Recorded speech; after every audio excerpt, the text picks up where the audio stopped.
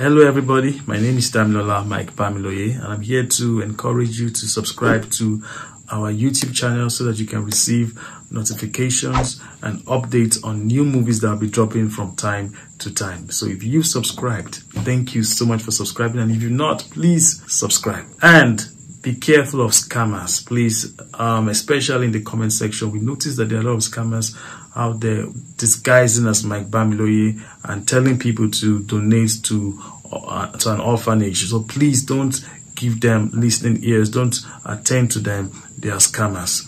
God bless you. Thank you.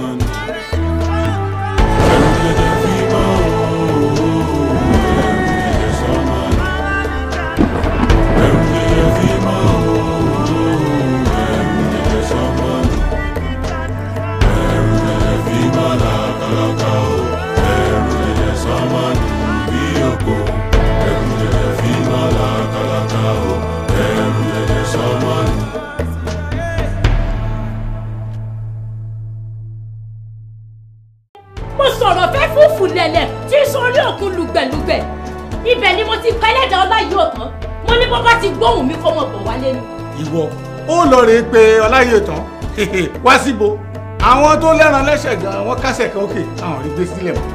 Ṣé Ọláyíòtán wọnú ìlú ìwà kí gbogbo wa báyìí ká mọ́mọ́? Ọláyíòtán ni o èèmọ̀ wọ̀lú.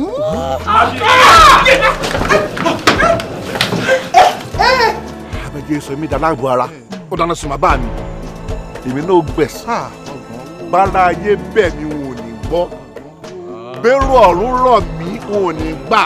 That means that man has a higher power inside of him indeed. No! With all due respect, his show did not prepare well. He took a wrong ring to that house.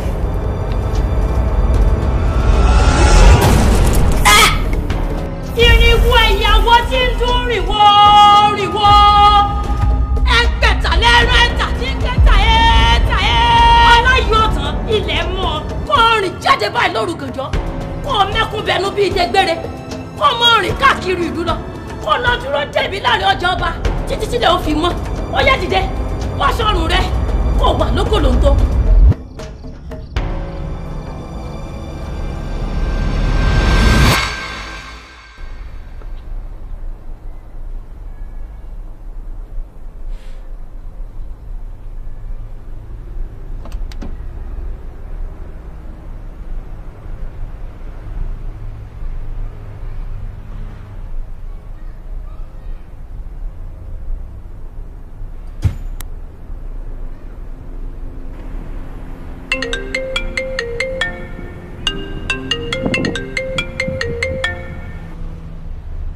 Yes?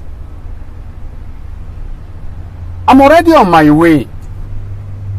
What?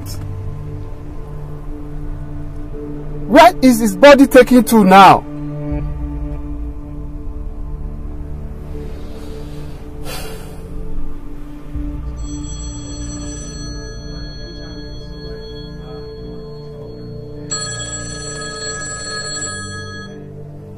Lágbàáyé. I just got a call now that... I have heard. They told me. Why must we do this to ourselves? Why must we push ourselves to do some unintentional things? Must we turn our swords to ourselves? It wasn't intentional. You all pushed me to do it. Won't you just accept your mistake just for once? It was all our mistakes. We all fumbled. You all told me to shake Abejoye's hands with the ring that I got from the master's altar. And I did exactly as I was told. But the thing did not work because of the higher power on the man. And you all thought that what I was carrying in my hand was fake.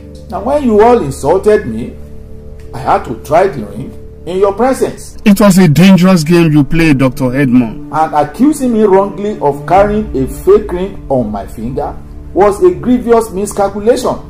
There is no need for further fight. We just have to mend the broken fence. Okay. Okay.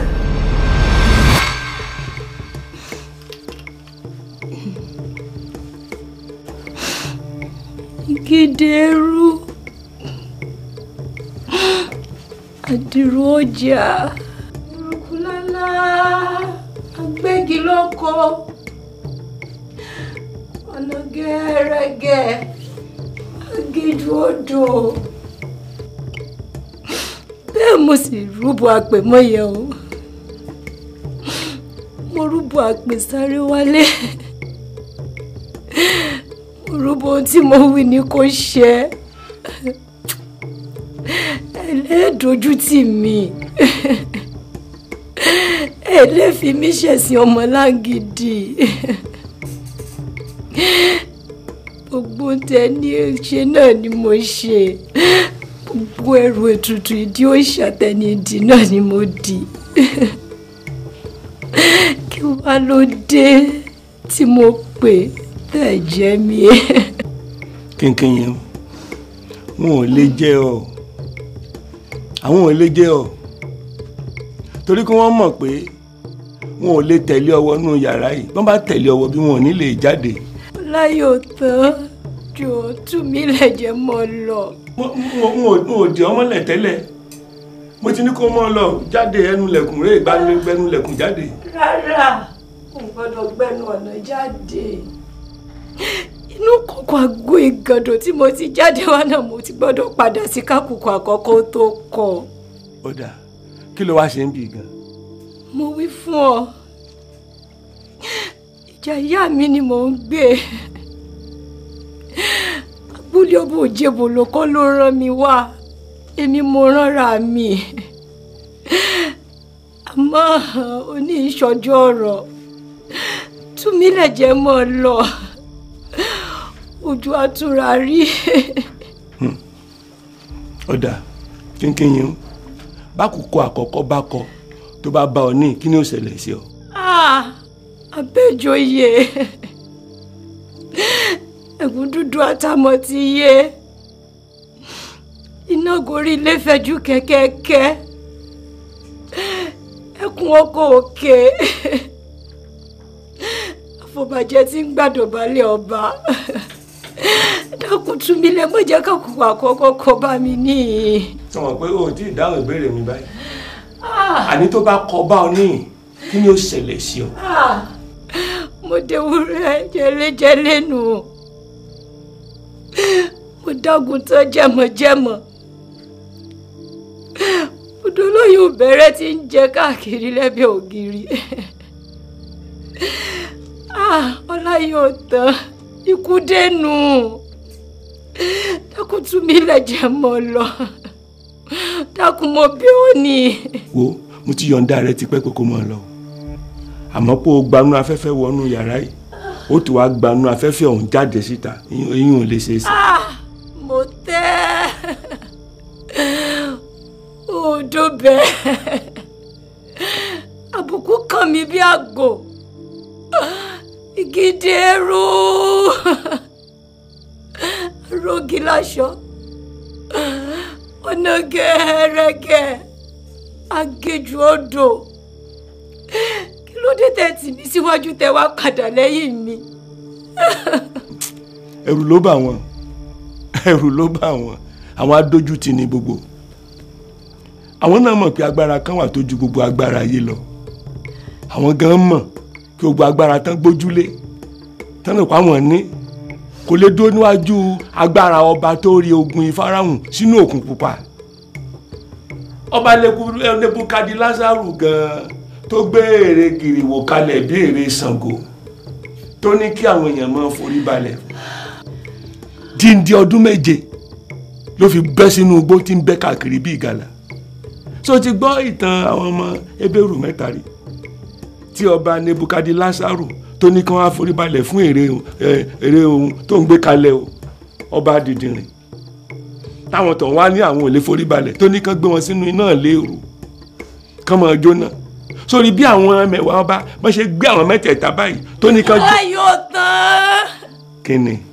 ìtàn kọ́ ni mo fẹ́ gbọ́ báyìí o òjò ikú tó rọ̀ lé mi lórí yìí ikú tú mi lè jẹ́ mọ́ lọ jẹ́ padà síbi tí mo ti wá. èmi ò parí ìtàn tí mo ń pa iná jẹ́ ìsọ̀tàn iná. ó ní ìsọjọ́ ìtàn bá ń ṣe kí n lè padà síbi tí mo ti wá.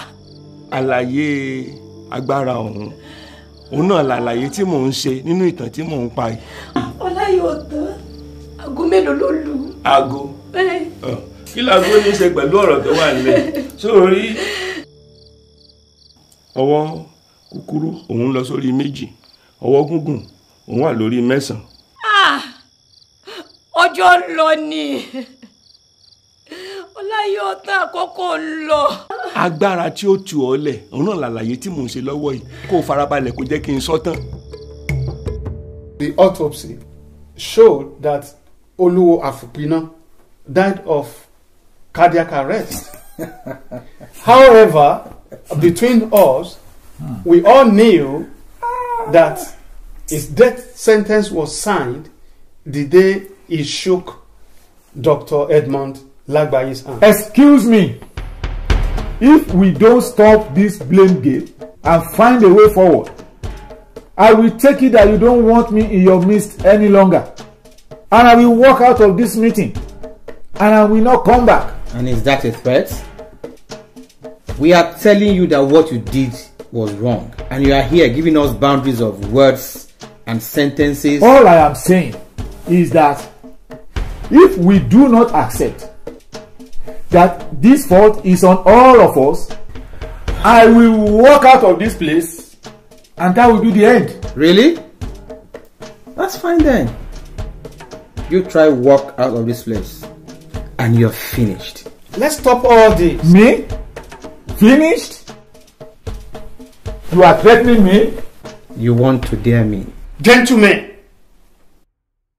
don't let us do this to ourselves. No! I will not take any of this nonsense. I would rather walk out of this meeting. Dr. Edmond Lagbaye, take your seat.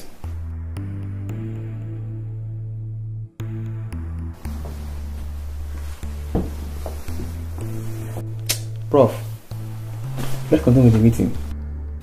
This is not Dr. Edmond Lagbaye's fault. We all accept the responsibility. Let us look for a way forward. Gentlemen, if we cannot get the old man, his son must pay for this. And I, Dr. Edmond Lagbaye, I am ready to shoulder all the assault to get to his son.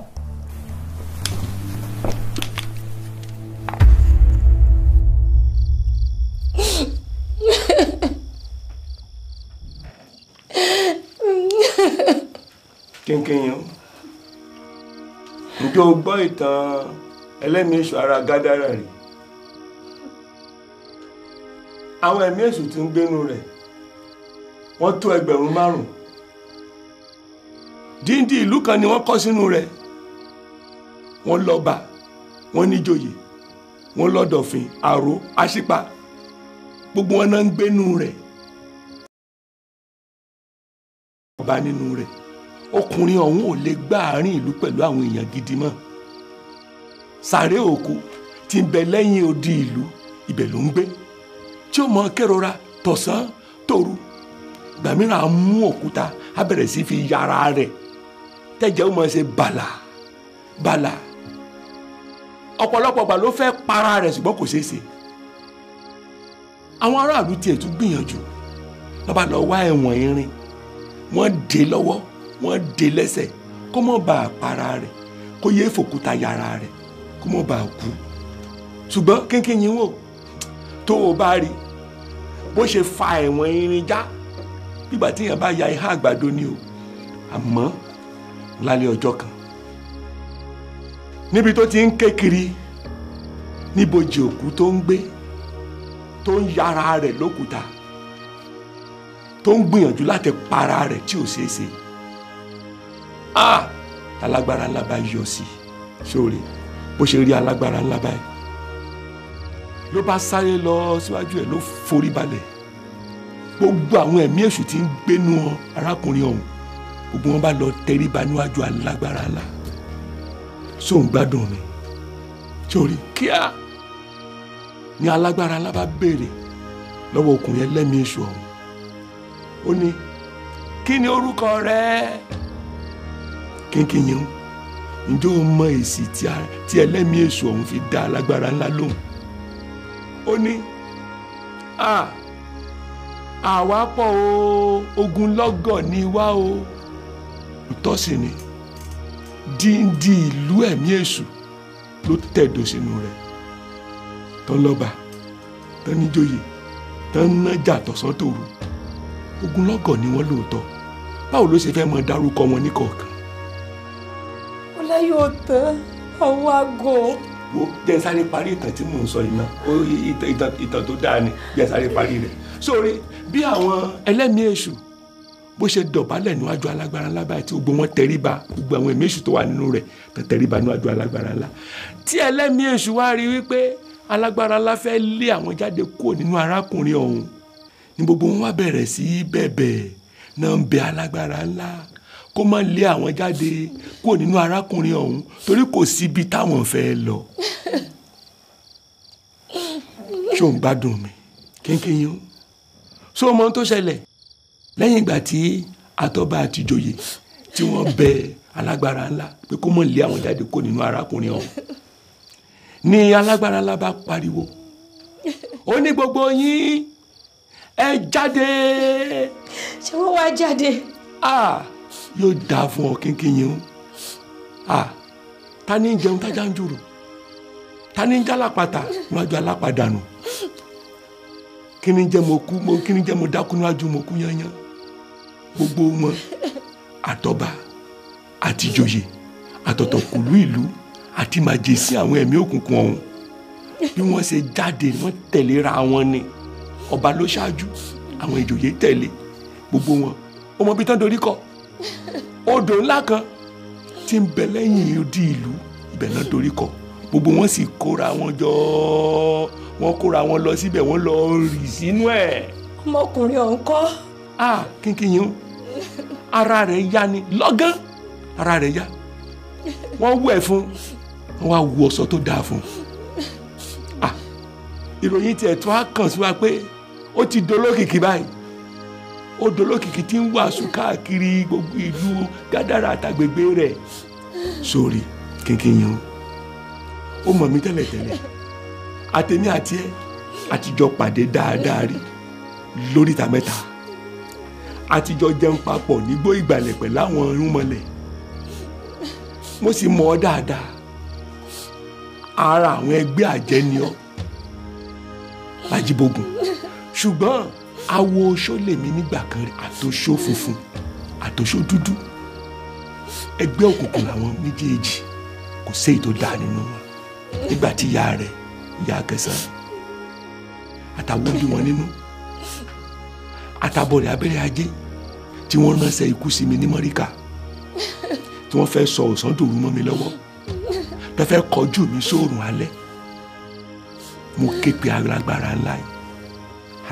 yìí ló gbà mí lọ́wọ́ agbára ayé òun ló dáàbò bò mí òun ni ò jẹ́ kí agbára ayé ó ká mi òun ló sọ mí di ẹ̀dá tuntun òun ló fà mí yọ kò nínú kòtò ikú kínkínyìn agbára rẹ̀ tí ń bẹ nínú yàrá yìí ni ò jẹ́ kí agbára rẹ̀ kó ká mi agbára rẹ̀ òun náà ló dè ọ́ mọ́lẹ̀ sínú yàrá yìí ni ò jẹ́ kó padà síbi tó ti wá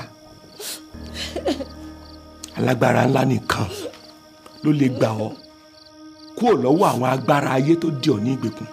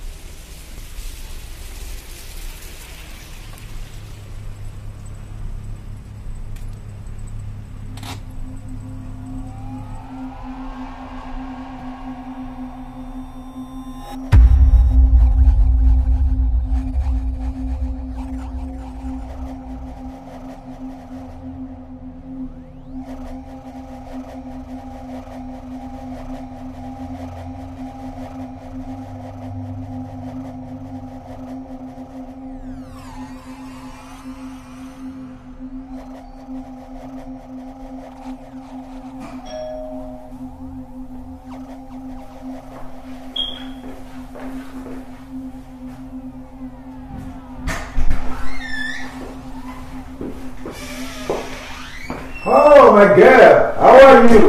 I'm good. How can we help you? I would like to see Mr. Bamidele. Is he at home? Yes, he is. You can come in. Oh, that's great. By the way, I know you are the princess of the house. I am Dr. Edmond from Chicago. What is your name? Oh, what a good name. How are you doing?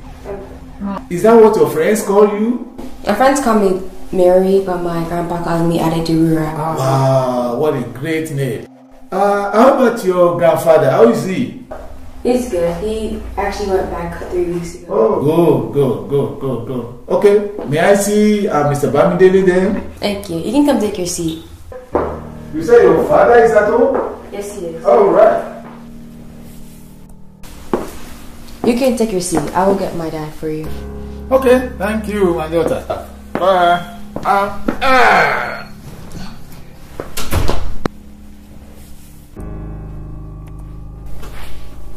Someone's waiting for you in the living room. Go and tell him I'm coming. And did he come with his wife? No, he came alone. But he asked if Grandpa's here, but I said that he went back to Nigeria 3 weeks ago. Who are you talking about? I thought it was Pastor, because he told me he would be coming this evening. No, it was a man. He says he calls himself Mr. Edmond. He said he's here for you. Dr. Edmond? From where? From Chicago. Jesus. Where is he now? He's in the living room. What's wrong? What's wrong?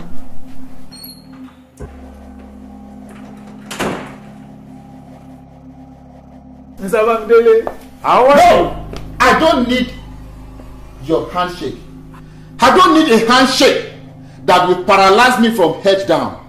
You evil and diabolic people. But why are you so evil and wicked? Mr. Bamidele, calm down and at least hear the reason for my visit. And what reason? That coming here to find out if your evil imagination had worked out. You want my father dead, but he didn't die. For your information, my father had traveled back to Nigeria to continue his evangelism work in Ajibogun. Now, listen to me. You can go back to your drawing board and bring out new wicked innovation. The Bible says, if you associate yourselves, you shall be broken into pieces. And whatever you say or conceive about me shall not stand. Now, leave my house. Mr. Bamidele. Mr. Edmond, I may be forced to call the police on you if you don't leave right now. Okay, alright. Diwura. Okay, bye-bye.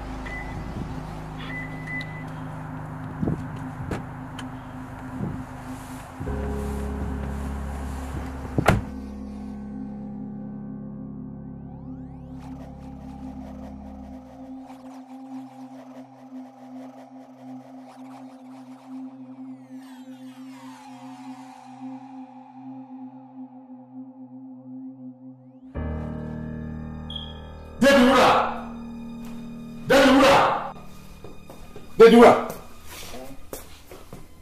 How come? What happened? How did he know your name? When he walked in, he greeted me and he asked me for my name.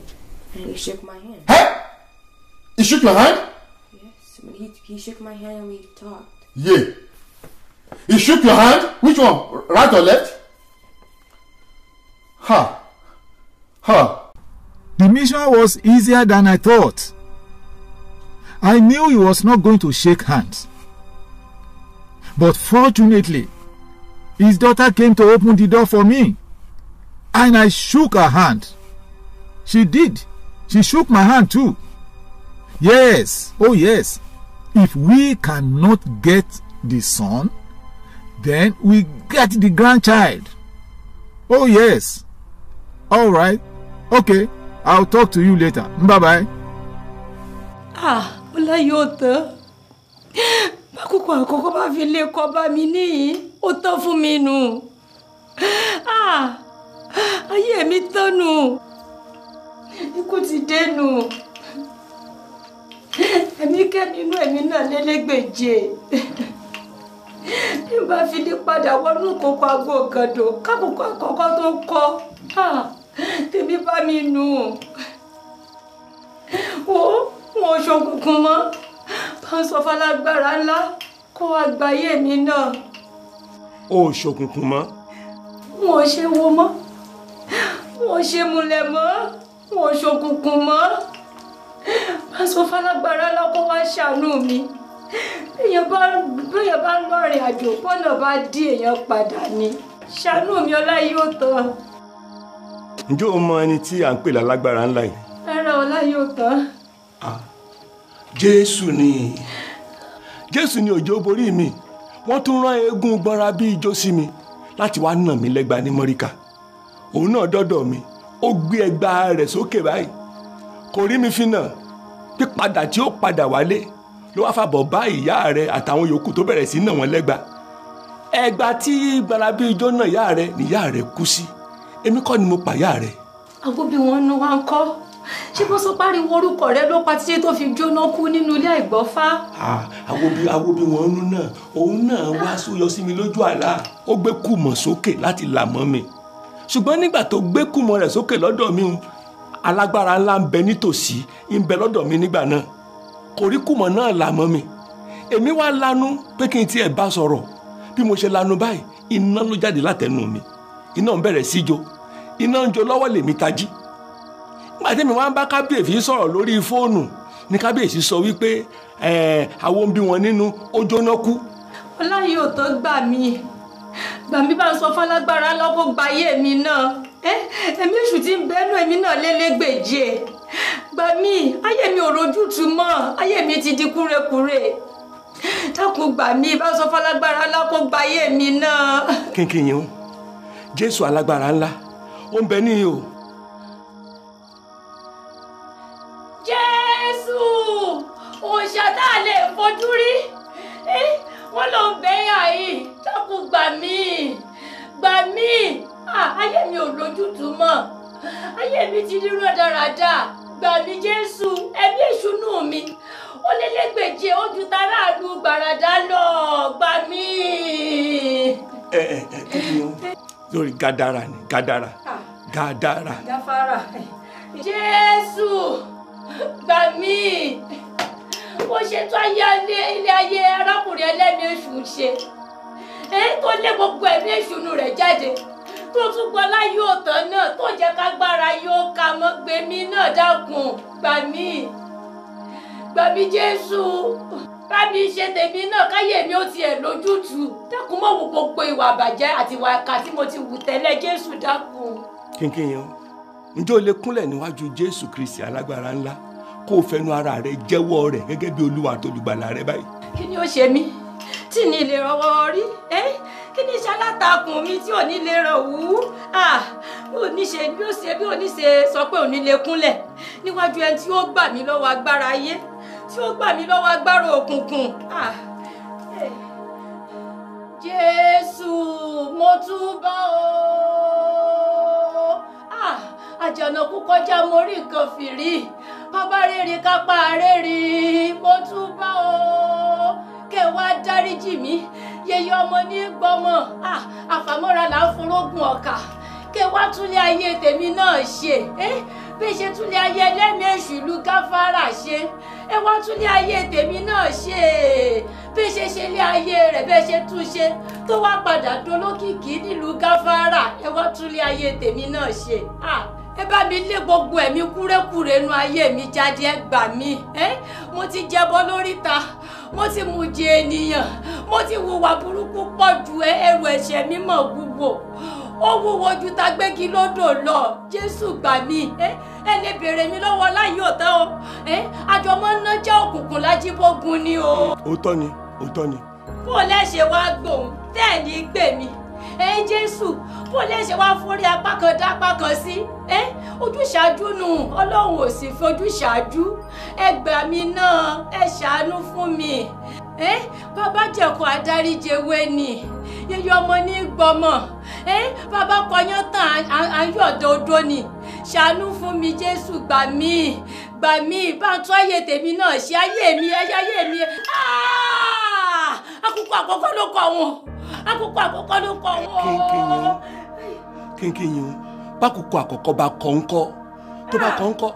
ọlá yóò tán ikú dẹnu àwọn ò ṣe pa. fara ẹ balẹ̀ kí ni ń bà ọ́ lẹ́rù o sì já ká gbàdúrà yìí tán ná. ọlá yóò tán tẹ̀mí bá mi Jésù wá gbà mí o ṣàánú fún mi o. ikú kankan ò rí ọ pamọ́ rẹ fún Jésù ikú ti rí ọ kọjá àrùn rí ọ kọjá owó ọmọ tí alàgbà sọ fún mi ní mọ́ríkà ni tó ní ọ̀rọ̀ Ọlọ́run tó sọ fún mi ó ní ẹni tó jókòó síbi ìkọ̀kọ̀ ọ̀gá ògo ni yóò máa gbé abẹ́ òjìji Olódùmarè àkùkọ òun ló tún kọ òun. Jésù mọ́sádìọ́ alágbára lágbá mi. fara rẹ balẹ̀. wọ́n ti ń bọ̀ wọ́n ti súnmọ́ tòsí o. àwọn wo ni. ẹ̀kú dúdú ẹ̀bùrà arógi láṣọ ẹ̀bùrà ìkòkò àgbo ìgàdò ó yẹ kí n ti padà sínú ìkòkò àgbo ìgàdò kákòkò àkọ́kọ́ tó kọ̀ èèwọ̀ ìkòkò àgbo ìgàdò ni.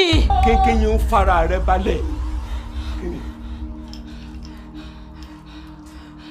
bọ́mọdé bá sùn ìdàtọ̀wọ́ tiẹ̀ lẹ́ni bàgbàlagbà bá sùn àdàtọ̀wọ́ ẹ̀ sílẹ̀ ni ọ̀rọ̀ gangan ni ẹ wà o ọ̀rọ̀ gangan là ń gúnyán ọjọ́ ọ̀rọ̀ gangan là ń fẹ̀yìn lẹ́kùn àdúrójọ́ báyìí là ń jíjọ ìyèrè ọbẹ̀ tẹ́ ẹ mú dání orí igun ni ẹ fi fá o abẹ tẹ́ ẹ mú bọ̀ orí àkàlà gbogbo ni ẹ fi fá o orí àti ọ̀rọ̀ lèmi gbé sórí o kẹ́ ẹ dárì mi sí ni o kábẹ̀ yóò kú kẹ́ ẹ dárì mi sí ni o.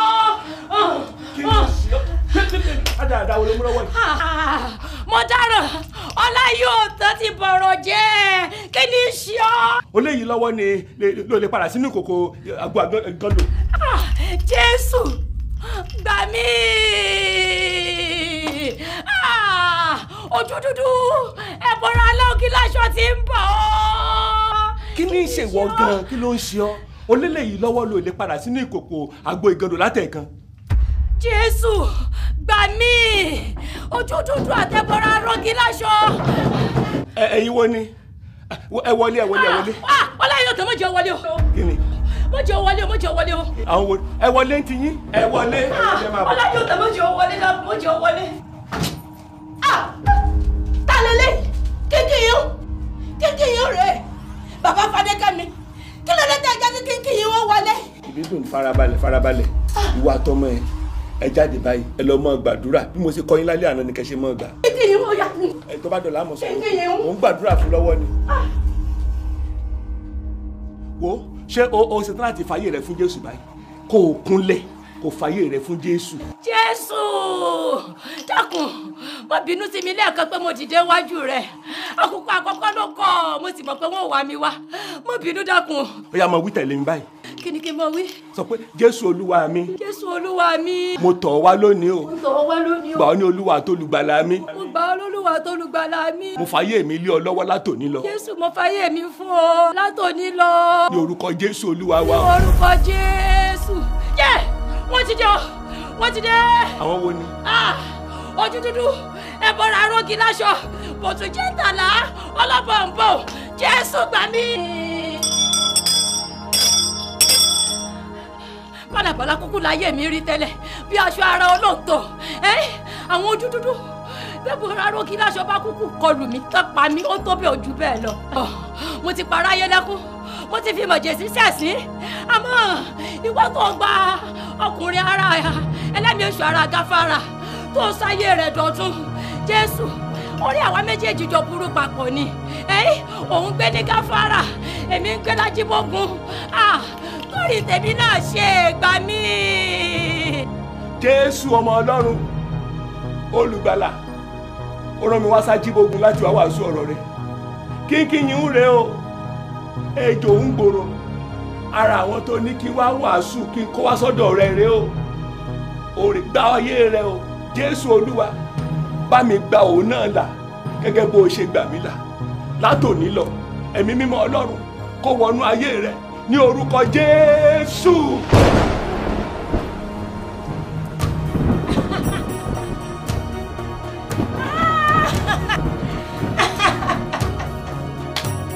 kíkí yìí irú ẹ̀ ní wo ló wá rìn kí ló ń parí lẹ́rù tó bá jẹ́ wípé ẹ̀yin ẹbọra ìkòkò àgbo ìgàndò ẹ wà nídìí ọ̀rọ̀ yìí tẹ́ ẹ mú kí ó mọ rẹ́rìn ẹlẹ́yà yìí irọ́ lẹ pa o ẹ fẹ́ kó mọ rẹ́rìn ẹlẹ́yà kiri ìgboro Ajíbógun apá yín ò lè ká o ẹni tó ń gbénú rẹ̀ ó jẹ́ ẹni tó ń gbénú yín lọ irọ́ lẹ pa.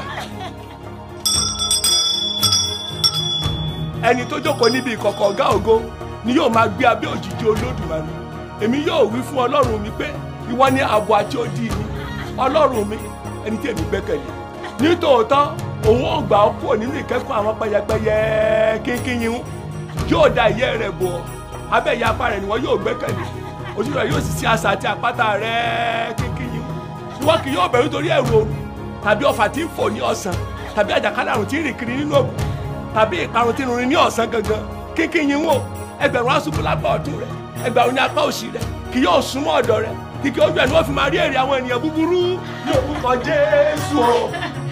Regebodo yenda legebodo regebodo yenda lagabodo yende legebo ragagabodo yenda legebodo yende legebo regedegegebodo yenda regebodo yenda legedegebodo yende legebo regebo yenda yagabodo yenda yagabo regebodo ye reinda baba yegebo ragabodo yenda legedegebodo yenda yagabo inda legebodo yenda legedegebodo yenda lagabo regebodo yenda legebodo yende legede oh ragabodo yenda legebodo yenda yagaba regebodo yenda legebodo regegegebodo yenda lagabodo yende legebo regegegebodo yenda lagabodo yenda legebo èdè wo lè tó wá ń sọ lẹ́nu kí ni tìmọ̀ tó ń sọ yìí. gebodo yenda lagabodo yende legebo inda ya gabodo yende legebo regegegebodo tó bá jẹ́ pé ẹ̀yin ẹ̀mí èṣù inú ìkòkò àgbo ìgàndò lè wà nídìí ọ̀rọ̀ ìsọkúsọ tí ń sọ yìí agbára yín ò lè ká o ẹ fẹ́ kó mọ tó kànnàkànnà kiri ìgboro agbára yín ò ran eléyìí o torí ẹ̀mí tí ń bẹ nínú rẹ̀ nísìn ó ju ẹ̀mí tí ń bẹ ní gbogbo yín lọ.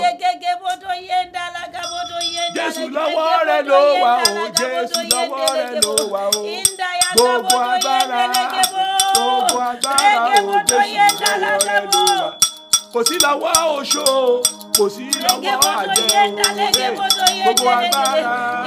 gbogbo agbára o Jésù lọ́wọ́ rẹ̀ ló wà lórúkọ Jésù.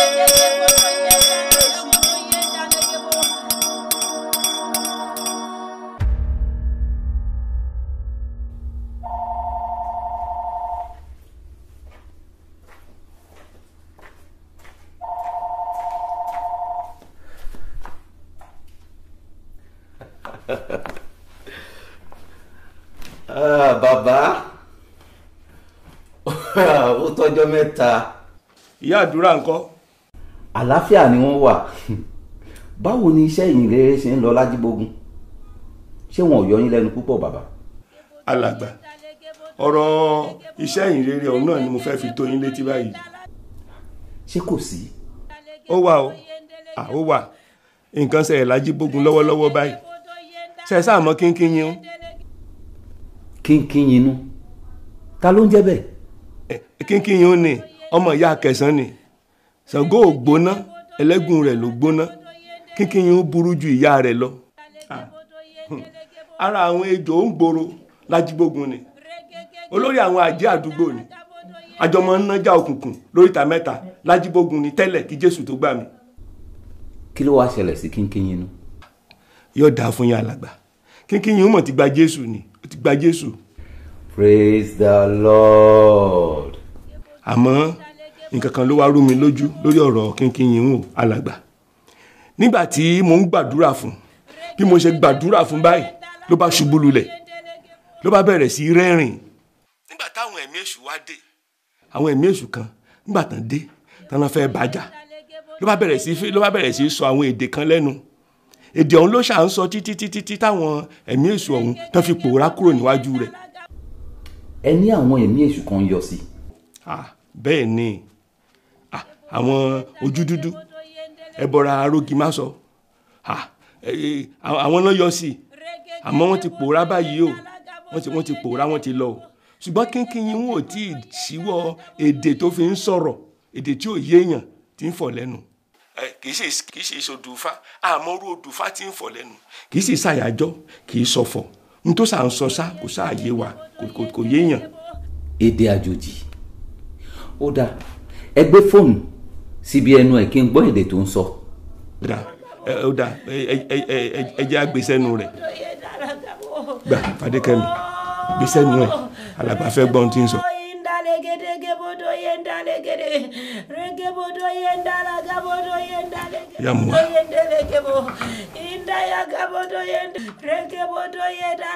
Wow. Bàbá ìfèdèfọ̀ nìyẹn agbára ẹ̀mí mímọ́ ni ọmọbìnrin yẹn gbà lọ́wọ́ Olúwa yẹn. alàgbà sọ fún mi tẹ́lẹ̀tẹ́lẹ̀ ìfèdèfọ̀ báwo sọ fún mi tẹ́lẹ̀tẹ́lẹ̀ tó ń sọ̀rọ̀ bí ìgbà téèyàn bá mutí yó. bàbá ṣebí mo sọ ìtàn àwọn ọmọ ẹ̀yìn Jésù ní yàrá òkè lọ́jọ́ Pẹ́ńtíkọ́sì níjọ́sí fún yín ẹ ti gbàgbé ni. òótọ́ ni mo rántí ẹ sọ lóòótọ́ wípé iná sọ̀kalẹ̀ látọ̀run wá ó sọ̀kalẹ̀ sórí àwọn ọmọ ẹ̀yìn. bẹ́ẹ̀ ni ẹ rántí. àmọ́ iná kankan ò bà lé eléyìí látọ̀run wá o èmi nígbà mo gbàdúrà fún ló ṣubú lulẹ̀ ló bẹ̀rẹ̀ sí rẹ́rìn nígbà tó yá ló bẹ̀rẹ̀ sí sọ àwọn ọ̀rọ̀ tá a mọ̀ ti ń sọ. iná tí a ò fojú rí iná agbára ẹ̀mí mímọ́ Ọlọ́run ti wọnú ẹ̀bẹ̀ yẹn. ẹ̀yin náà ní agbára ẹ̀mí mímọ́ tí kò bá sí nínú ayé yín agbára àwọn ẹ̀mí òkùnkùn àti ká yín. agbára ẹ̀mí mímọ́ tó ń gbénu yín ni kò jẹ́ kí gbọ́nra bí ijó àti ṣìgìdì àdáná igun ká yín. alàgbà ẹ bẹ̀ mí náà gbàdúrà o kémi náà tiẹ̀ mọ́ bẹ̀rẹ̀ sí fèdè àjòjì sọ̀rọ̀. ẹ̀bùn ìfèdèfọ̀ ni wọ́n ń pè é. alàgbà kí la wá ṣe báyìí torí kò tí ì dákẹ́ èdè àjòjì tí fi ń sọ̀rọ̀ láti bí wákàtí 2 o. bàbá ẹ má wọrí á dákẹ́ láìpẹ́ ẹ tún gbọ́wọ́ lé kí ẹ gbàdúrà fún ẹ̀mí mímọ́ Ọlọ́run á fi ọwọ́ kàn ara ẹ̀ á balẹ̀. ó dáa àti gbọ́ ẹ ṣé.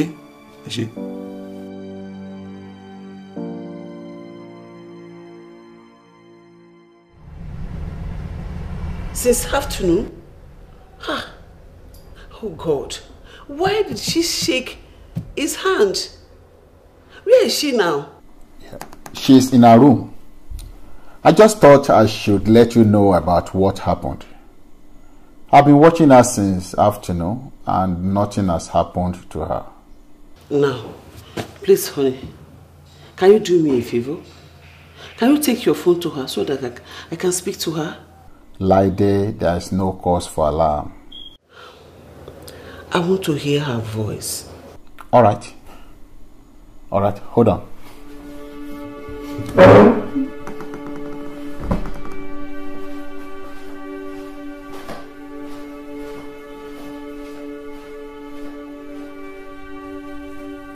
Deborah, Hey Mom, how are you? When are you coming back? Coming back home next week, sweetie. How are you? I'm okay, I'm fine, Mom. Do you feel any pain in your hand? Pain? What pain?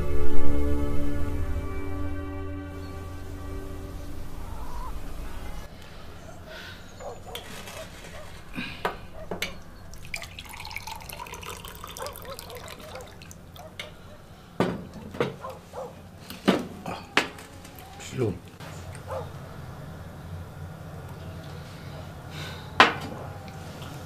Kábíyèsí, bó o lè ṣe wá ṣe ọ̀rọ̀ ọ̀gánwó sí? Mo ti sọ lójú àwọn olóyè pé kó lọ rẹ̀ ní sùúrù gbà á. Òpin ihò ruru káwa ruru. Èèyàn kánjú lábẹ́ ìgbóná. Ọ̀tún tiẹ̀ wí fún lójú àwọn olóyè wípé kì í ṣe bàbá rẹ̀ nìkan làbẹ́jọ́yè pa. Ó pàbẹ́rẹ́ ajé, ó pàyà Kẹsàn. Ọ̀tún tiẹ̀ sọ fún wípé kì í ṣe bàbá rẹ̀ nìkan ló kú sínú ọ̀rọ̀ yìí o. Kó lọ fara balẹ̀ kó ní sùúrù. Ara rẹ̀ ò balẹ̀ rárá. Àwọn ọmọ ìsinyìí gíragíra wọn ti pọ̀ jù. Ìjà tí bàbá rẹ̀ jà tó kú lé lórí ni wọ́n náà wá gbé kò mọ́ ló yàrá tì.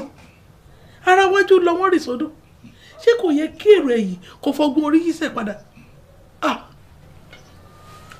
Rọrí àbẹ̀jọ́yò tí ẹ̀ wá wásaàpù láti bí ìjọ mẹ́ta lẹ́yìn ìgbà táwọn olóyè ti fàbùkù kàn.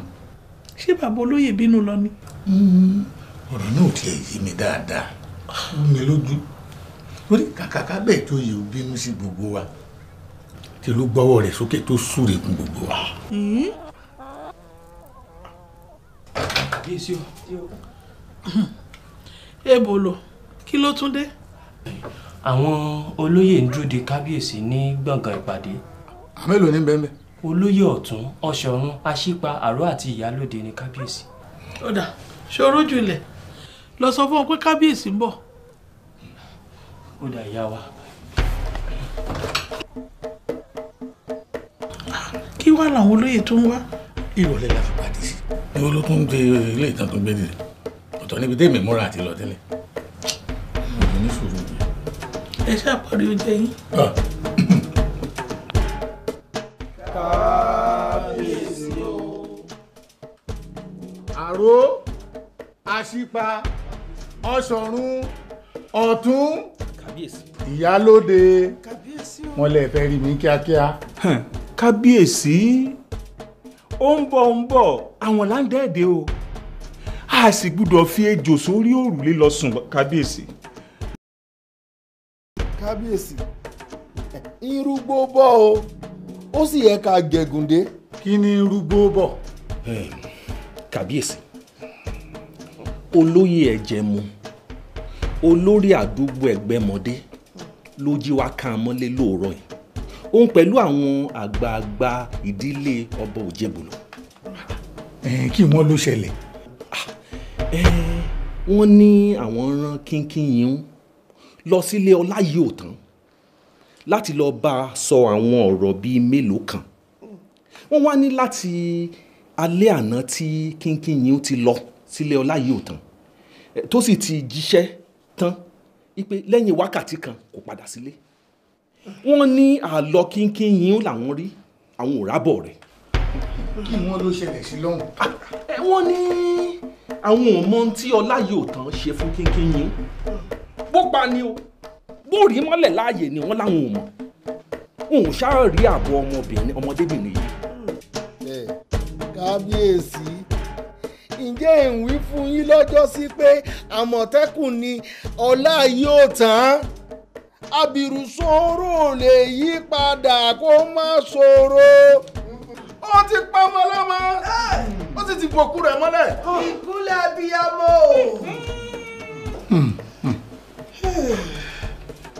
Ọ̀tún. Kábíyèsí. Àti gbogbo ẹ̀yin olóyè. Kábíyèsí. A dúpẹ́ o. A ti rí ibi tí Àbẹ̀joyè gbọ́mọ lọ́mọ pamọ́ sí. Ó ti pọ̀ mọ́lẹ̀. Òkúri àbí ààyè. Àlọ́ ti pọ̀ mọ́lẹ̀. Kábíyèsí níbo níbẹ̀? Àṣìgbà ló mọ̀ bẹ́ẹ̀. Kábíyèsí èmi ò mọ̀ bẹ́ẹ̀ o. ṣé bó o sọ ní ìsìn pé Àbẹ̀joyè pa ó ti pọ ọmọ ó sì ti bò mọ́lẹ̀ abirú kẹtẹkẹtẹ wo ló ń sọ lẹ́nu. nǹkan tó wí nù gbogbo alókùkù gbọ́ pé nǹkan tó wí nù. bẹ́ẹ̀ni. ẹ mú bínú kábíyèsí nígbà tó jẹ́ pé látàná náà ti rọ́mọ lọ sọ́dọ̀ rẹ̀ tọmọ náà sì ti dé títí di ọ̀sán òní. ẹ tiẹ̀ dúró náà kí ló dé tí àwọn àgbààgbà agboolé ọba Òjebolo kí ló dé tí wọn ò rán èèyàn lọ sílé Ọláyọ̀tán kí wọ́n lọ ṣèwádìí ọmọ tí wọ́n rán níṣẹ́ tí ò padà wálé èwo ni ti yín tó àti wọ́n á fẹjọ́ sùn káàkiri. kábíyèsí mo mà gbọ́ wípé àwọn òbí ọmọ wọn ní títí ìrọ̀lẹ́ òní títí aago 6 nírọ̀lẹ́ òní táwọn ò bá rí ọmọ àwọn á lọ s'Óṣogbo àwọn á fi ẹ̀sùn ajímọ̀gbé kan Ọláyọ̀tán lọ́dọ̀ àwọn ọlọ́pàá nǹkan tó wínú wọn kábíyèsí. ayùwà ó tiẹ̀ wá dáa báwọn kọ́kọ́ rí s'Óṣogbo wọ́n lọ́ọ́ rí fẹjọ́ sùn àwọn ọlọ́pàá lọ́hùn ẹ mọ̀ àmọ́ o ẹ má pè mí sí o. kábíyèsí ẹ dákun ẹ má jẹ́ àṣebá wọn. èmi ò bá dábàá o pé kẹ́ ẹ rán ìkan nínú àwọn akọ́dà lọ sílé Ọláyọ̀tán kẹ́ ẹ sọ fún yín pé kó yọ̀ǹda kínkín yín fún wa ẹ má jẹ́ kọ́rọ̀ yìí dọ̀rọ̀ ọlọ́pàá torí kò sí bá a ṣe pe ajá tá à ní orí òkòkò tá a fi ṣe é. àṣìpa kábíyèsí ọ̀tún kábíyèsí. ẹ gbéra ńlẹ̀ nísìn ẹ wà á bá mi lọ sí ilé Ọláyọ̀tán. kábíyèsí Ọláyọ̀tán. ẹ wí f'Ọláyọ̀tán wípé mo fẹ́ rí kínkín yín ọmọ ìyá Kẹsàn láàfin. kábíyèsí ẹ dákun ẹ gbà mí ewu ń tèmi kábíyèsí jẹ́jẹ́ mi mo jókòó ṣe bá ṣípa lónìí mọ̀bí t'Ọláyọ̀tán tó bo kínkín yín àṣìpa bò ó ewu ń tèmi kábíyèsí. èwo lẹ́yìn méjèèjì ń fìdí fọgbá tẹ̀ ń fapá jánu sí. àkókò gbọ́ agbọ́n tó bá láṣẹ agbọ́n kẹtì kábíyèsí wí. ẹ wo ẹ̀yin méjèèjì ẹ lọ. ìyálójà ni o má sọ̀rọ̀ báwọn. kábíyèsí ló ní ẹ lọ. èmi ò tún sọ̀rọ̀ báwọn. ọ̀kún ewu tèmi bí ọba ti rán yín sẹ́ lọ jíṣẹ́ ọba.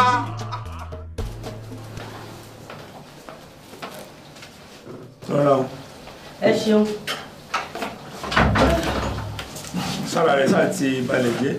ó ti wẹ̀ tán Fadékẹ́mi ń bẹ pẹ̀lú rẹ̀ ṣùgbọ́n ó sì ń sọ àwọn ọ̀rọ̀ àjòjì ń o. mo ti ránṣẹ́ pé Olúòjé kò ní pẹ́ dé nísìn Adébáyé. ṣùgbọ́n ẹ jẹ́ kọ́kọ́ tiẹ̀ fi nǹkan sínú náà kára rẹ̀ lè mókun olóyè Olóòjé ò tí ì lè mú lọ báyìí o. mo lọ kẹ àwọn ẹ̀mí tó ránṣẹ́ wọ́n máa dúró dé ńlẹ̀ mo kàn fẹ́ kó Olúòjé dé tó bá dé à sọ̀rọ̀ nípa àmọ́ tá a máa ṣe sí. kò ní pẹ́ dé báyìí kájọ wá sọ̀rọ̀ nípa ẹ̀ náà ni.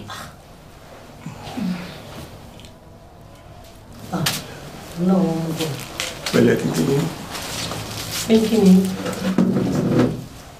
fájú.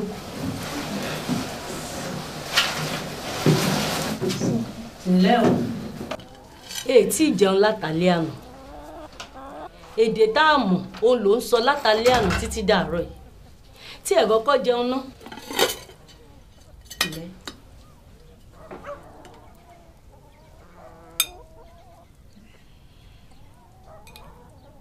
dúró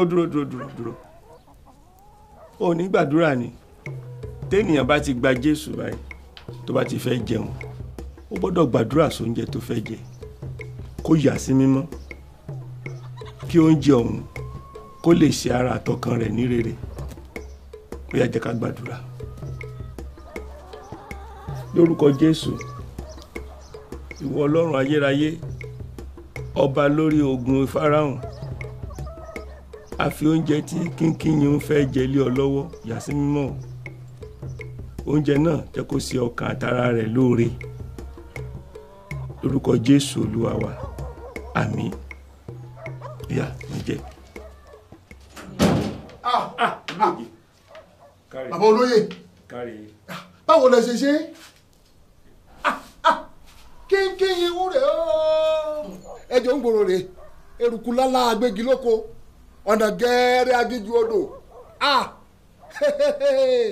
ìgídẹ́rú àdìrò ọjà mo mọ̀ pé wọ́n ràn wá ìsọjí tó ṣí mi lọ́wọ́ rẹ̀ lájíbógun òun ni mo lọ sí Bẹ́sìrò ni mo lọ ṣe díndín ọjọ́ 5 ni mo fi dáná ìsọjí kalẹ̀ ní Bẹ́sìrò tí gbogbo àwọn abúlé onípélémọ́ àti alágẹmọ tí wọ́n ń wá nírọ̀lẹ́ bàbá olóyè kí ló ń ṣẹlẹ̀ mo ti mọ̀ pé ó ti wá bá bàbá olóyè náà jà bàbá olóyè báwo lẹ ṣe ṣe ejò ń gbòòrò rèé ẹni kó ọmọ ẹni mọ òkó ó ti sọ fún alágbóolé ọba òjébolo pé wọ́n gbẹ̀sẹ̀ kú tọ́pọ̀ ìyá òun báwo lẹ ṣe ṣe bàbá olóyè báwo lẹ ṣe ṣe.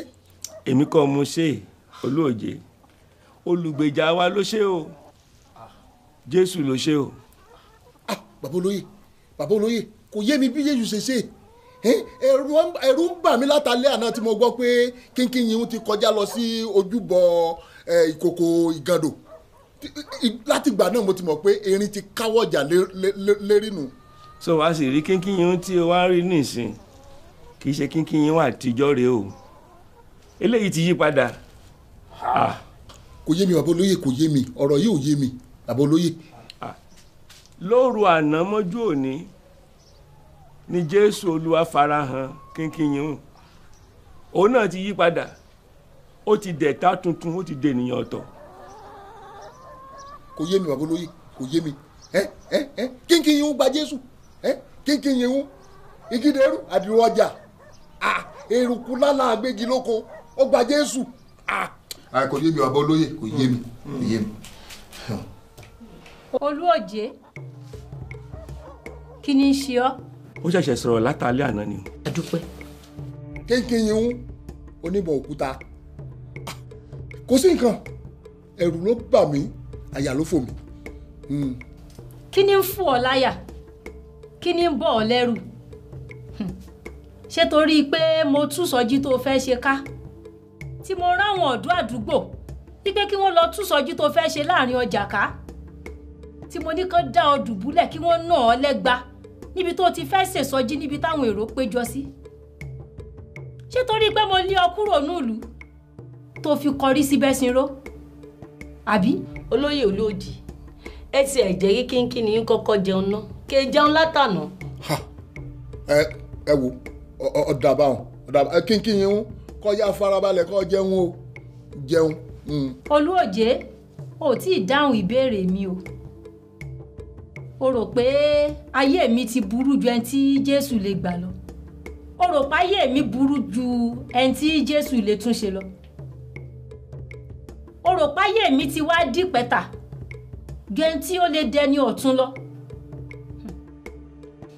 o wá rò pé ayé mi ti pín yìnkìn ju ẹni tí Jésù Olúwa lè gbà lọ àbí. má bínú sí mi kínkín yín má bínú ẹ̀rù ló bà mí àyà ló fò mí má bínú. ṣé Bọ́lá yìí ò tán rèé àtijọ́ náà já òkùnkùn rí nínú gbó ẹbọra lọ́pọ̀ ìgbà ṣé bóun ni Jésù gbà yìí tó ti sọ di èèyàn mìíràn o ti wá rò páyé mi ti burú ju ẹni tí Jésù lè gbà lọ àbí. rárá o mo ti gbàgbọ́ nísìn mo ti wá gbàgbọ́ báyìí Jésù o ṣé o. Olúòjé ǹjẹ́ o tiẹ̀ ti gbúrò ẹlẹ́mìí èṣù ara gáfárà rẹ̀. rárá o ọ̀gbọ́n rí o ìwọ bàbá olóyè iye mi ń bọ̀ o abẹ́yẹ àwọn ni wọ́n rán wá ẹlẹ́mìí èṣù ara gáfárà ni wọ́n rán wá iná ní òjò wọn wọ́n rán ó dùn mí tí àwọn ń bí wọn nínú òsì láyé mọ́ wọn ò bá mọ̀ bí iná ṣe jó yàn kó béèrè lọ́wọ́ abẹ́rẹ́ ajé kó béèrè lọ́wọ́ àwọn bí wọn nínú kó béèrè lọ́wọ́ ìyá akẹsàn tó jẹ́ pé igbe oró nìyẹn tiẹ̀ kéku tiẹ̀ igbe oró lókè ńgbà náà jó iná ní òjò. Olúòjé farabalẹ̀ tí ẹ gbọ́ ohun tí kínkín yìí ń sọ náà ẹlẹ́mìí èṣù ara Gádárà ni ìtàn kan ni ṣùgbọ́n mo fẹ́ kó o gbọ́ ká tó sọ̀rọ̀ lé lórí. ìtàn èmi ọmọ mi rò bí bóyá wọ́n tún ti gbé àwọn òsàmì ìdìde tí. ara. èmi ọmọ ọ̀dà mọ̀ ń gbọ́. ó díndín ìlú làwọn ẹ̀mí èṣù ti ń gbénu rẹ̀ ẹ̀mí èṣù inú rẹ̀ lé lẹ́gbẹ̀rún 5 wọ́n lọ́ba wọ́n níjòyè kódà wọ́n tún ní ìyálóde gbogbo wọn náà ń gbénú arákùnrin ọ̀hún ṣùgbọ́n lọ́jọ́ kan ó pàdé Jésù olùgbàlà ni Jésù bá pàṣẹ kí gbogbo àwọn ẹ̀mí òkùnkùn ọ̀hún kí wọ́n jáde ló bá sọ gbogbo dídí ìlú ẹ̀mí òkùnkùn ọ̀hún dáwóró ni gbogbo wọn bá kẹ́rù wọn ni wọ́n wọnú odò ńlá lọ ibẹ̀ ni wọ́n lọ rì sí. Olúòjé sọ̀rọ̀ ohun tí kínkín ni ń sọ ó ní pé ó ń fi yí ọ ni o pé kò sẹ́ni tó burú jù tí Jésù ò lè gbà kò sì sí bí ẹ̀mí èṣù ṣe wà nínú ènìyàn tó tí Jésù ò lè lé ẹ̀mí náà jáde. Bàbá olóyè alágbára kan ṣoṣo ọba Òjèbòlò rèé o òun náà ló tún ti gba Jésù yìí ó parí Olúwa ti borí ìsọjí tí mo gbé dìde tí mo kìlọ̀ fún àwọn eléégún pé kí wọ́n má dé ọjà ọba kí wọ́n má gbé eégún wọn dé ọjà ọba tí wọn ò gbé wọn ọ̀dọ́jọ́ ọba wọ́n wá ń káàkiri gbogbo ẹ̀gbẹ̀ẹ̀gbẹ́ ládùúgbò wọ́n ṣíde ń bẹ̀ wọ́n lùlù ìsọjí ọ̀hún là ń ṣe làwọn ọ̀dọ́ ìlú kọlù wá tí wọ́n fi ẹgba tú wa ká tí wọ́n jẹ́ àrísọjí ọ̀hún ṣe kéńkéń yìí tó wà ń bẹ̀ náà rèé o kéńkéń yìí tó rán àwọn èèyàn tú ìsọjí ká òun náà ló ti gba Jésù yìí o. Olúòjé nígbà tí mo ní káwọn ọ̀dọ́ ìlú lọ tú ìsọjí tó ṣe ká tí mo ní kí wọ́n dá ọ̀dọ̀ balẹ̀ kí wọ́n nà ọ́ lẹ́gba ìwọ ló fà á o. kéńkéń yìí báwo mo ṣe fà á ó ní kí wọ́n dá mi dọ̀bálẹ̀ kí wọ́n fún mi ní ẹgba 14 láàrin ọjà ṣé mi mo tún fàyún náà àwọn ọ̀dọ́ ìlú tó tú gbogbo àwọn èèyàn ká tẹ̀jẹ́ àrísọjí ṣe tó jẹ́ pé ọjọ́ 7 la láfi ṣèsọjí abẹ̀rẹ̀ ìsọjí ọjọ́ kejì lẹ́wà tú wa ká ṣé mi náà mo tún fàyún náà. béèyàn bá ṣẹ̀ṣẹ̀ gba Jésù ìmọ̀ fara balẹ̀ ni gìràgìrà rẹ̀ pọ̀. òótọ́ ni. ó nítara ní tòótọ́ o àmọ́ ò fọgbọ́n ṣe. orí yín ò sọ. kínkín yín kò wá rí bẹ́ẹ̀ o sórí bí ènìyàn bá ṣẹ̀ṣẹ̀ gba Jésù ọmọ ń hùwà bí ọmọdé ni gbogbo wa báyìí náà là ń dàgbà sókè nínú ẹ̀mí tó ti yé ọ. Olúòjé má bínú pé mo ní kí wọ́n nà ọ́ mo sì bínú pé mo ní kí wọ́n tú sọjí tó fẹ́ ṣe ká o. kéńkéń yẹn èmi mà ti dáríjì ọ tipẹ́tipẹ́ láti ìgbà tó o ti dá mi dọ̀bálẹ̀ tó ní wọ́n fún mi lẹ́gba láti ìgbà náà mo ti dáríjì ọ èmi náà wá ń kọ́ èmi tó jẹ́ pé ayé mi ti di rádaràda tó jẹ́ pé ìbá máa tọrọ bárà káàkiri gbogbo ìlú Ajíbógun ni ṣe bí Jésù ọ̀hún ló wò mí sàn òun ló gbà mí là tó wò mí sàn kúrò nínú àìsàn mi tó sọ fún mi tó ní kí n máa lọ kí n má dẹ́ṣẹ̀ mọ́ ọlá Jésù ọ̀hún ló gbà mí torí náà mo ti dáríjì ọ tipẹ́tipẹ́ inú mi dùn sí ọ gan ni torí ó ti di àwa méjì báyìí tá a ti gba Jésù lágboolé ọba Òjèbòlò inú mi dùn ó ti dáríjì ọ tipẹ́. ẹ mọ̀ ti fi bí 30 ṣẹ́jú sọ̀rọ̀ báyìí kínkín ni ṣé o fẹ́ kó oúnjẹ rẹ̀ ó tutù ni. jẹun kó tó tutù. kékeré yẹn jẹun.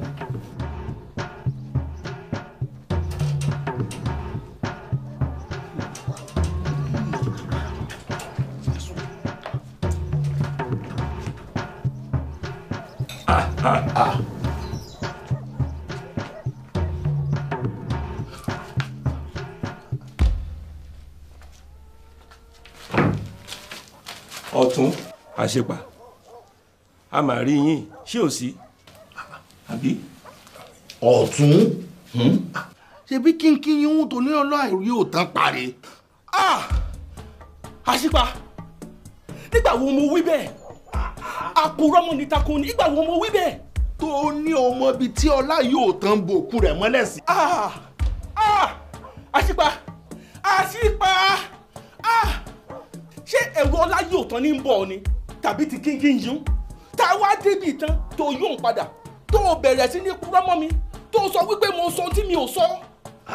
ọ̀tún ẹrù bíi tí ó dá wá ohun tó ló ṣe tá a bá débi Fọlá yóò tán ó yá ṣe báyìí ara tó ló fi kínkín dá ó yá dá àṣìpà ara wo ni mo sọ fún ọ pé màá fi ọlá yóò tán àti kínkín yìí ń dá.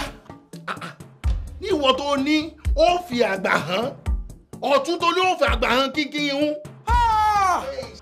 àṣìpà ìwọ ló sọ fún mi ó ní ìṣètà ṣe tẹ̀tẹ̀ ẹnìkan kì í jẹ dágúró bẹ́ẹ̀ àbọ̀ wí bẹ́ẹ̀.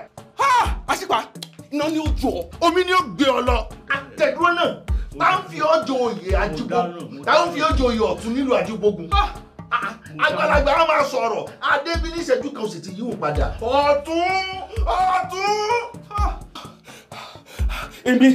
èmi sọ fún ọ pé òun fàgbà hàn kínkín yín ìyá mi kínkín yín ẹ má gbóhun tó ń sọ o irọ́ ló pamọ́ mi n tó sọ bẹ́ẹ̀. tá ń parọ́ mọ́ ọ. àṣìpà ó wọlé láàyè omi ni ó gbé ọ lọ omi òní ó gbé ọ lọ. abẹ́tẹ̀kọ́ lọ ni ẹni sùn èmi àṣìpà Ọ̀tún èmi lè wá ń sọ̀rọ̀ bí èwe síbẹ̀ ọ̀rọ̀ tó wà nílẹ̀ yìí kò tó jà ọ̀rọ̀ tó wà nílẹ̀ yìí ò tó gbà bí ẹn gbàgbà ọtí ṣé bí kínkín yìí nù òun lè rí nǹkan sí tó ṣe òun ní ń farabalẹ̀ jẹ oúnjẹ tiẹ̀ o ẹ sì mú àbọ̀ lọ rè jẹ́ kábíyèsí láàfin pé tó pẹ́pẹ́ sí o a rí kínkín yìí ń o níbi tí ń jẹ ìrẹsì àtọbẹ̀ ẹja o bọ́ bá sì jẹ ìrẹsì àti ọbẹ̀ ẹja rẹ̀ tán yóò wá bá kábíyèsí láàfin o lọ́ba tán ebi tẹ́ sọ fún kábíyèsí nu sì wá ń gbọ́rọ̀ bẹ̀ ń gbàgbà ọtí. Ọ̀tún àṣìpà kínkín yìí ń tẹ̀ ń wárì wọn ò pa o wọn ò sì bó mọ́lẹ̀ láàyè ńgbò bá jẹun tán a yọjú sí kábíyèsí láàfin ṣe ti gbọ́ ẹ máa lọ. àṣìpà ò gbádùn. ìyẹn èmi náà tí ìbá ṣe pé àrífín ni yóò jẹ níwájú bàbá mi àbẹjọ yìí ìdásẹ̀ rí àfọ ibi bí èmi ti dásẹ̀ rí àfọ. wọ́n fojú ẹ̀ rí mọ́kànlá. èmi bẹ́ẹ̀ni ìṣó wọ́n fojú ẹ̀ rí mọ́kànlá. ìṣó.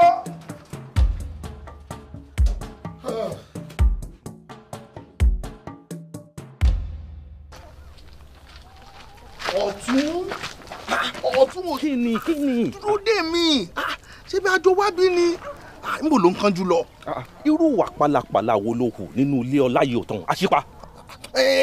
èmi ní kọ́kọ́ mo hùwà pálá àjọ hùwà pálapàla ni ohun tó tẹ̀sẹ̀ mi nílé Ọláyọ̀tán ò yé mi ọ̀tọ̀ ni ń tá bá lọ ọ̀tọ̀ ni tí mò ń sọ mo kàn ń sọ̀rọ̀ kábàkábà.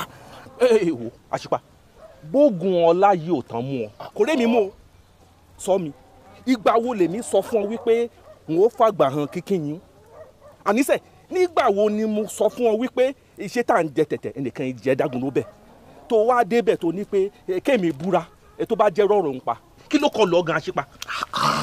Ọ̀tún a ní ìmú tó ṣe mí bẹ́ẹ̀ fún ni bẹ́ẹ̀dì ni bí ìsàsí bí àránsí ni kò yé mi ọ̀tọ̀ lóhun tó yẹ ká ṣe nígbà tá a dédé Ọláyọ̀tán ọ̀tọ̀ lóhun tá à ń bára wa ṣe kàkà ká dojú ìjà kọ Ọláyọ̀tán ara wa là ń bájà ìsàsí ni Ọ̀tún.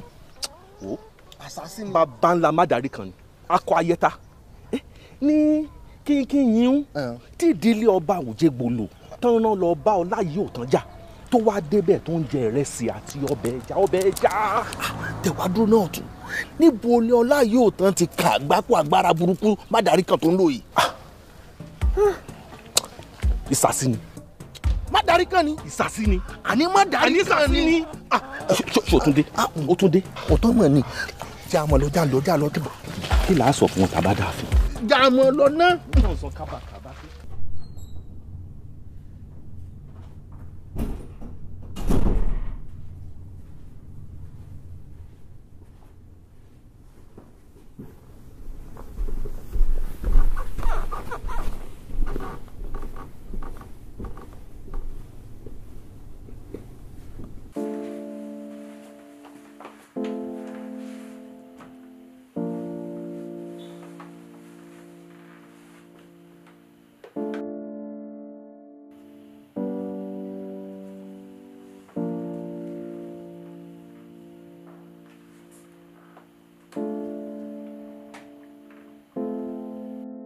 I told you there is no cause for alarm. I've been watching her closely since yesterday afternoon, and there's nothing. The man came to the house and shook her hand, but nothing has happened.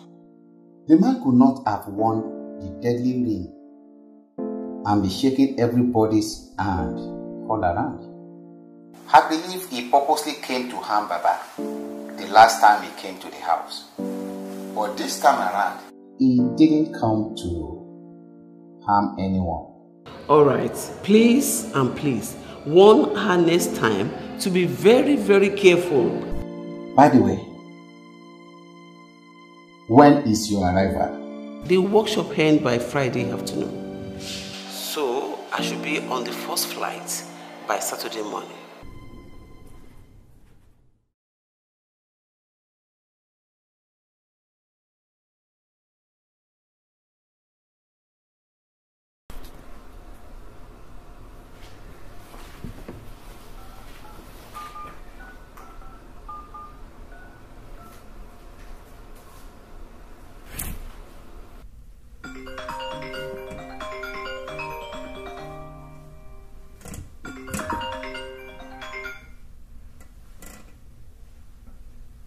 Hello? Good evening, sir. Hello. May I please speak with Mary? And who is this? I'm Harvey. We go to school together. I want to apologize for stealing her yearbook in the cafeteria. And why did you do that? I don't know, but I really want to apologize for stealing her yearbook. I'm really sorry. Okay. Hold on for her. Thank you, sir. Diwura! Diwura! Yes, Dad? You have a call. From who? Harvey, your schoolmate. Who's this? Hey, it's me, Harvey. I just wanted to apologize for stealing the yearbook out of your bag today during lunch. I'm very sorry. I don't know who you are, and I don't have a picture book in my bag. But who are you? Hello? Hello? The line cut off. Who is it? I don't know, and I don't have a picture book in my backpack. Maybe it was a mix-up. Thanks, boy. Go back to your room.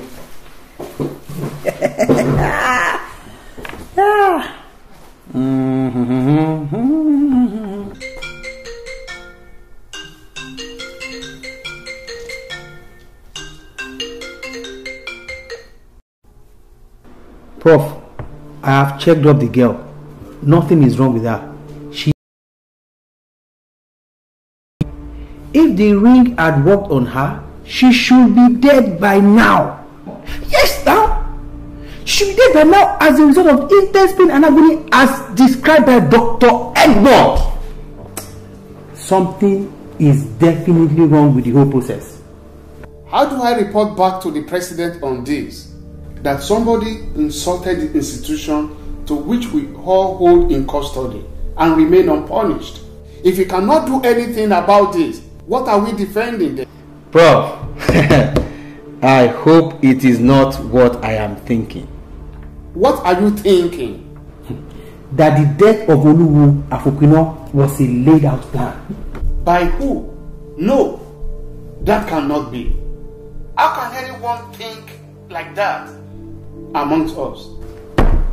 Why would the ring not work on Baba and her granddaughter and have a deadly effect on Oluwu Afokino?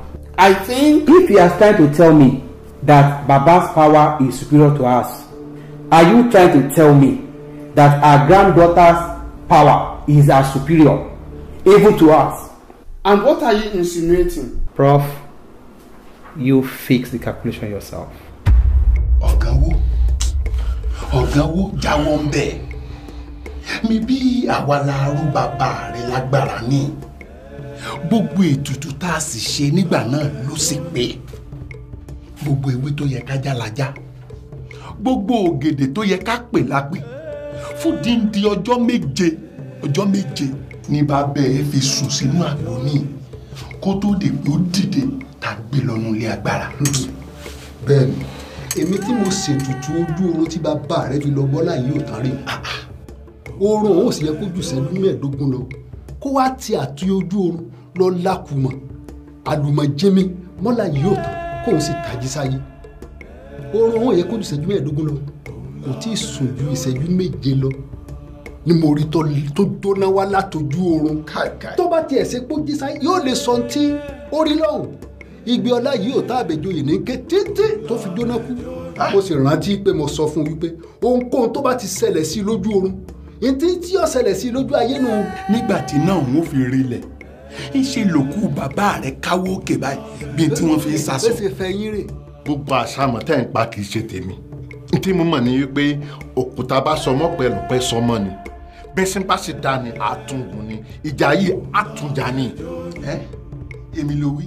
èmi ò lè gbàṣẹ ẹ ó tún ètùtù ṣe ni ẹ tún ṣe ni àní ẹ rán mi lọ rìn àjò ojú oorun kí n lọ rè gbẹ̀san ikú bàbá mi lára ọlá yóò tán wọn ò lè gbà ó wọn gbẹ̀san o. ewúrẹ́ rẹ̀ ń wo alápatà bíi kúkú àgùntàn rẹ̀ ń wo alápatà bíi kókú ṣé wọ́n mọ̀ wípé ọwọ́ olódùmarè nìdájọ́ ológin ní àtẹ̀kùtẹ̀ ilé wa ni kò sí lọ́wọ́ ènìyàn àgádágodo ẹnu àpótí lọ fẹ́ fi mọ́sùpá lókè ẹ̀rín ẹ̀ pa mí.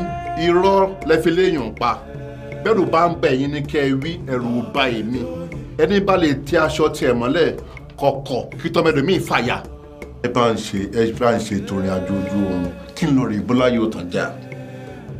ewu làbúrò tún sùn lọ́ọ̀lì ìbánijà lójú oorun ọlá yóò tán àbẹ̀jọyè kò sí ní mọ́ríkà mọ́ ó ti dé sílé béèyàn ò bá bàjá nísìn ìṣe ni kó kúkú lọ lè bàjá ńlé rẹ̀ wòmíwò àwa ò ṣetán láti ṣètùtù kan mọ́ ní tí ó máa fẹ̀mí èèyàn ṣòfò àfẹ́fẹ̀mí èèyàn ṣòfò bó bá sì wọ́n láti bá ọlá yóò tán jà lọ lè bàjá ńlé rẹ̀ kò sí ní mọ́ríkà mọ́ lọ́ba tán. ẹni kí n mọ́ lọ rè bọ́lá yóò tán jà lójú oorun àbí ẹ̀rù ń bà yín àbí. ẹ̀rù padà bí bàbá rẹ ṣe jóná kú látọjú oorun kò tí ì yé wa o kò yé wa. ìwọ tún ní o fẹ́ lọ wo bọ́ọ̀n ṣe rí gbọ́ mi ṣé dandan ni kó o gbójú oorun lọ bá ọlá yìí ò tán àbẹ̀jọyè ni ẹgbẹ́ ò ti délé àwa kàn ṣètò eléyìí ńgbà tábẹ̀jọyè ò sí nílé ní bàbá rẹ fi gbójú oorun lọ bọ́ọ̀ bá fẹ́ bá a jà rèé bá a lé ó ti dé. ọ̀dà náà àìgbọ́fá àràbà apáàgùn ìlọ ọlọ ìbàjá lójú oorun mọ́ ìlọ ìbàjá lójú ayé kílẹ̀ fi ràn mí lọ́wọ́. ti ràn lọ́wọ́ bíi ti bó. ìtẹ́ sọ ni pé agbára yín ti tán náà nu bẹ́ẹ̀ bá tiẹ̀ lè lọ bọ́lọ́yẹ ìtànjà lójú àlá ibi ẹ̀ lè bàjá lójú ayé ẹ̀rù mi lágbára ẹ ràn mí lọ́wọ́ ẹ fún mi ní nǹkan mọ̀kan tó wà lára mi tẹ́lẹ̀. níbo ló ń lọ. ẹ ṣáfìmí àtọ́lá yóò tàn lẹ̀ igi tá a bá fojú rẹ náà onífọ́ni lójú o èyàn ṣàrò mi lágbára àníkẹ́ ràn mí lọ́wọ́. ogun tí abẹ́rẹ́ ajé jà tó bógun lọ ìyá akẹ̀sán náà jà òun náà bógun lọ bàbá rẹ̀ awó bí wọn nínú ọ̀ràn àjà òun tiẹ̀ jóná látọjú oorun ó jóná kú ni wòmí àfẹ́ kó fẹ̀mí ara rẹ̀ ṣòfò ni ìdí agbára tí ọlá yìí ò tán lò àmọ́dí rẹ o. ẹ fi yòókù sílẹ̀ fún mi àníkẹ́yìn ṣàtìrò mi lágbára lọ́ba tán. ó dà èmi nìwọ fẹ́ irú agbára wo lẹ́yìn ní. kò sí èyí tó o fẹ́ tí ò sí wòmí àlùwò ń bẹ àgbérò ń bẹ mọ́dàríkà ń bẹ àpètà ń bẹ àgànpá ń bẹ kódà àfẹ́ẹ̀rí wà sọgbódì ọ̀nà òun náà tún wà ìkan tún wà bó bá ti lé tìró nsójú ẹni tó bá mọ́ lójú báyìí lẹ́sẹ̀kẹsẹ̀ lẹ́jẹ̀ ara rẹ̀ ó máa gbẹ ìgbà tí mo dán oògùn wò èèyàn 9 ni mo dán wò lára rẹ̀ ìgbà wọn gbé wọn dé ọsibítù wọ́n ní tákítàkìkì irọ́ ni o èmi mo mọ́ wọn lójú òun ò ní tákítàkìkì kankan o èmi ni mo mọ́ wọn lójú tẹ́jẹ̀ ara wọn fi ń gbẹ wòmí oògùn ń bẹ márùn lóògùn ẹrù bóyìnbó bá rù ọwọ́. With all due respect, Prof, I am not comfortable with all that's happening anymore. Why would the ring kill Oluwu Afokino and not be potent enough to work on the man who insulted us and an ordinary little girl? What are you trying to say? Are you saying the ring is fake? I don't even know what to make of the whole thing. It's all looking like a pack of scams. Scam?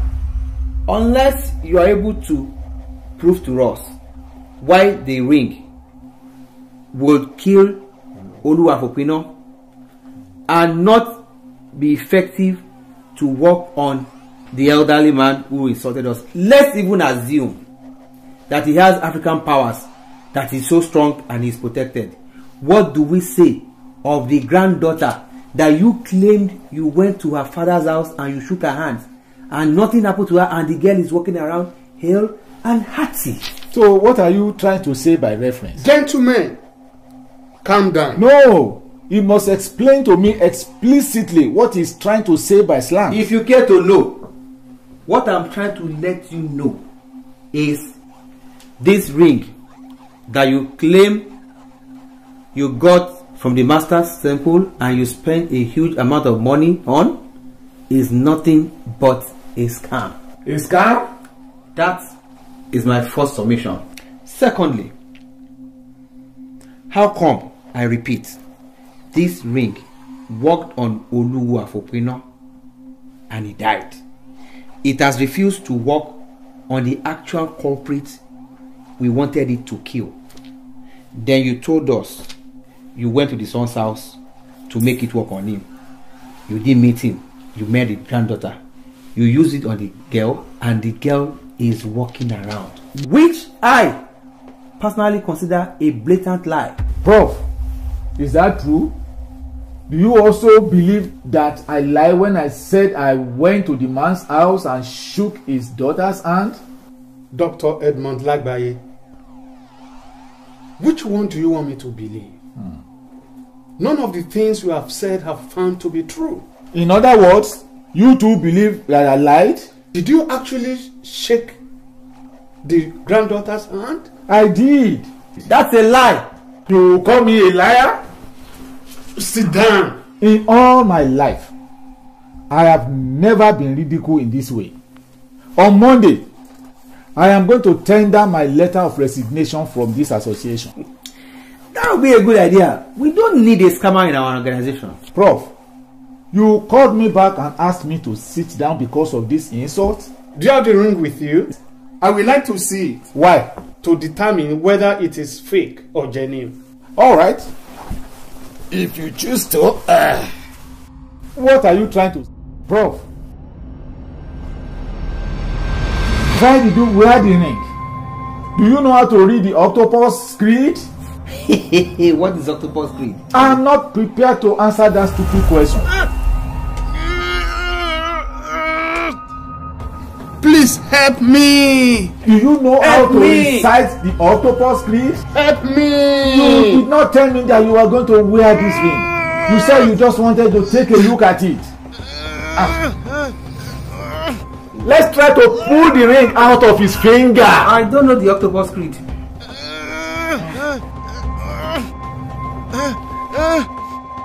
So what are you trying to do? Trying to call an ambulance.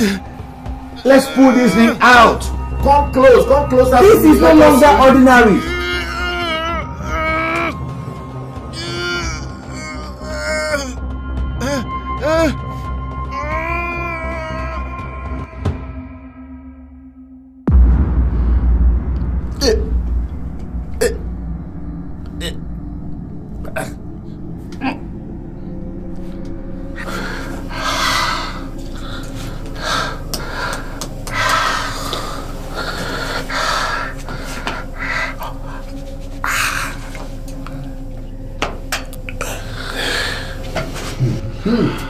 ọ̀gá owó máa mọ́wọ́ rẹ̀ kárí gbogbo tó ní àṣẹ pátá òun láti ṣe fún a ti sin ọ nígbẹ́rẹ́ mọ́dàrí kan a sì ti wọ ìfúnpá àgbèrò fún ọ èyí tó kù rèé o wò mí wò òrùka ẹ̀rẹ́ rèé àlòwó tó jìnnà ni mọ́wọ́ rẹ mi wò ẹni tó bá ilé fi lù pẹ́rẹ́ ẹni òun ò tún dìde mọ́. ṣé pé ẹ tí ń bá ilé fi òrùka ìlú tó bá ṣubú lulẹ̀ kò ní lè dìde mọ́. tó o bá fi òka lù yàn tó o bá wó lulẹ̀ báyìí òun kọ́ ni ó dìde mọ́ ìyẹn ni wípé kò ní ṣeé ṣe fẹ́ni tó o bá ti fi lù láti dìde bẹ́ẹ̀ ni bẹ́ẹ̀ ni kò ṣeé ṣe. má rù lóògùn ẹrù o bẹ́ẹ̀ bó bá rù ọrùn ọwọ́. Àbẹ̀joyè dáràn.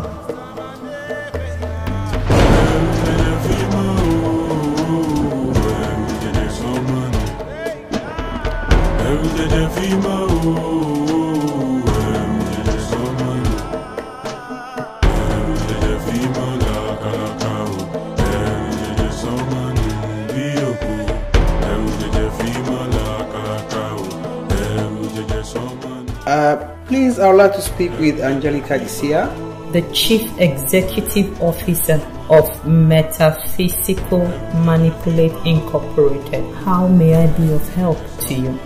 All I see around you here is death and sickness. Orí adé ó gbé ọ o. Ẹ ṣé kábíyèsí. Ó dára fún ọ o. Ẹ ṣé rárá o kábíyèsí rárá o. Abẹ́ni fi àtàkọ́ yìí èmi bẹ̀rẹ̀ apààyàn yìí. Èmi kọ́ ni mo pa bàbá rẹ̀. Ìtú sọ̀rọ̀ ìtú ẹrù jẹjẹ fi mọ́ ẹrù jẹjẹ sọ́mọ́ ẹrù jẹjẹ fi mọ́ ẹrù jẹjẹ sọ́mọ́ ẹrù jẹjẹ fi mọ́ làkàlàkà o ẹrù jẹjẹ sọ́mọ́ bí òkú ẹrù jẹjẹ fi mọ́ làkàlàkà o ẹrù jẹjẹ sọ́mọ́ ìjìlógún lẹ́sìn o ọ̀la ló wọ̀ láṣọ sẹ́ni tó pàdé rẹ̀ o tó tún lè wà láyé mọ́ ìjìlógún lẹ́sìn o ọ̀la ló wọ̀ láṣọ sẹ́ni tó pàdé rẹ̀ o tó tún lè wà láyé mọ́ gbogbo ṣùgbọ́n fún ọ o ẹrù jẹjẹ sọmọnù ẹrù jẹjẹ fímọ làkàlàkà o ẹrù jẹjẹ sọmọnù bí òkò ẹrù jẹjẹ fímọ o.